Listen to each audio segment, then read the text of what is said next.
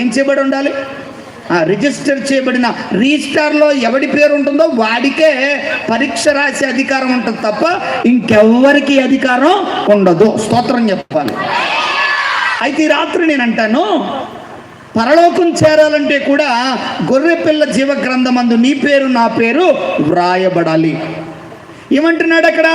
చాలా ప్రత్యేకంగా చెబుతున్నాడు. ఇదిగో, అసహ్యముగా ప్రవర్తించేవారు కానీ, అబద్ధాలు చెప్పేవారు కానీ, దోషం చేసిన వారు కానీ, పాప జీవితాన్ని జీవించేవారు కానీ, ఏమండి పాపాన్ని ప్రేరేపించేవారు కానీ, పాపమును చేసేవారితో సహవాసం చేసేవారు కానీ ఎక్కడికి వెళ్ళరట? చెప్పండి, ఎక్కడికి వెళ్ళరట? ఇప్పుడు బాగా చదువుకునేది ఎందుకు? ఎక్కువ చదువుకుని ఉత్తీర్ణులై పాస్ అయి ఏం సంపాదించాలి? ఉద్యోగం సంపాదించాలి.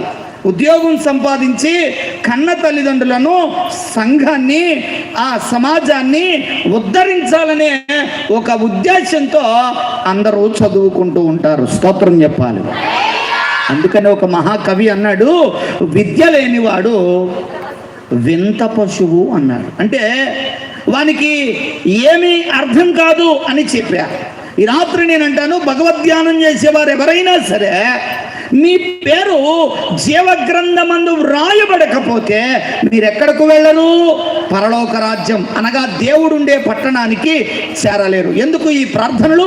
ఎందుకు ఈ జపతపాలు? ఎందుకు ఈ పూజలు? ఎందుకు ఈ వ్రతాలు? ఎందుకు ఈ ప్రయాసలు? అంటే మనం కూడా దేవునిలో లీనమైపోవాలనే నమ్మితే స్తోత్రం చెప్పాలి. కాబట్టి దేవునితో కలవాలంటే, దేవుడుండే స్థలానికి వెళ్ళాలంటే ఆ దేవుని దగ్గర ఉండే పుస్తకంలో మన పేరు వ్రాయించబడి ఉండాలి. ఇది దేవుని యొక్క ఉద్దేశం. కాబట్టి ఒక మాట చెప్పారు. అసలు ఎవరు దేవుణ్ణి చూస్తారు? అసలు దేవుణ్ణి చూడాలి కదా. పిల్లోడు నా బడిలో వేయాలంటే ముందు ఆ బడి ఎలా ఉంటుందో కదా. ఒక పిల్లకి పిల్లోడికి పెళ్లి చేయాలంటే పెళ్లి కొడుకు ఎలా ఉంటాడో చెప్పాలి. పెళ్లి కూతురు ఎలా ఉంటుందో, వీళ్ళు అక్కడికి చూపులకి వీళ్ళు ఎక్కడికి చూపులకి వెళితేనే కానీ తర్వాత వివాహం కొరకు సిద్ధపడరు. కాబట్టి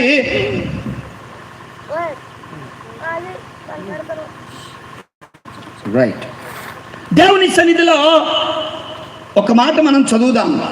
మత్తయి సువార్త 5వ అధ్యాయం 3వ వచనం. మత్తయి సువార్త, ఆత్మ విషయమై దీనులైన వారు ధన్యులు, పరలోక రాజ్యము వారిది. ప్రియమైనటువంటి వారులారా, ఎవరిది పరలోకం? ఎవరికి పరలోకం అంటే ఇక్కడ అంటున్నాడు ఆత్మ విషయమై. ఏ విషయమై? మనం ఎప్పుడూ ప్రయాసపడేది దేని కొరకు అంటే శరీరం కొరకు. జ్వరం దేనికి వస్తుంది చెప్పాలి? మీ ఊళ్ళో అందరికీ శరీరానికి వస్తుంది కదా. ఒక ఊర్లో గుణపానికి వచ్చిందంట జ్వరం. తెలీదా మీకు? దేనికి వచ్చింది? గుణపానికి. గుణపం అంటే తెలుసా? చీలల్లో గొయ్యి తీయాలన్నా కర్రపాతాలన్నా ఏమవుతుంది? గుణపం కావాలి కదా. గుణపాన్ని వాడు మధ్యాహ్నం భోజనానికి వెళ్ళేటప్పుడు ఎండలో వదిలేసి వెళ్ళిపోతే భోజనానికి వెళ్ళి వచ్చేసరికి ఆ ఎండలో ఉన్న గుణపాన్ని అలా పట్టుకోకనే కాలిపోతుంది. గబగబా గుట్టతో భుజాన్ని వేసుకుని ఆ ఊళ్ళో ఉన్న ఆర్ఎంపీ డాక్టర్ గారి దగ్గరికి వెళ్ళాడట. డాక్టర్ గారు, ఏమై బాబు ఇంత మధ్యాహ్నం వచ్చావు, ఏమిటి సంగతి అంటే, మా గుణపానికి ఏమొచ్చింది? జ్వరం వచ్చింది. ఈయన ఏం చేయాలని బుర్రకొక్కుంటుంటే లోపల నుంచి డాక్టర్ అమ్మగారు విని, డాక్టర్ గారు లోపల కేకేసింది. దానికి పెద్ద తలకాయ గోకేసుకుంటారు ఎందుకు, పీకేసుకుంటారు ఎందుకు, నేను ఒక ఉపాయం చెప్తాను, దాన్ని చెప్పండి డాడీ కాదు చెట్కా అన్నారు.